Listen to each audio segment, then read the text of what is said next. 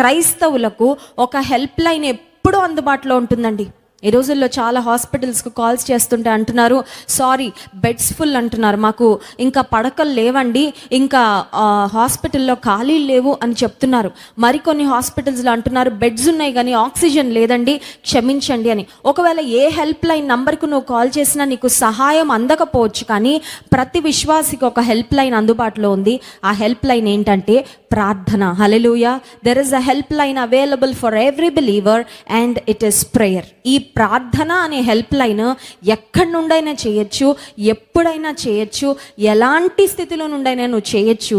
అయితే దేవుని సహాయము మాత్రం remember that God's help is only a prayer away. హల్లెలూయా. దేవుని సహాయం ఎంత దూరంలో ఉందండి, నాకు ఎన్ని కిలోమీటర్ల దూరంలో ఉంది, ఎన్ని మైళ్ళ దూరంలో ఉంది, ఎంత దూరంలో ఉంది అని ఆలోచన చేస్తే దేవుని సహాయం అంట ఒక్క ప్రార్థన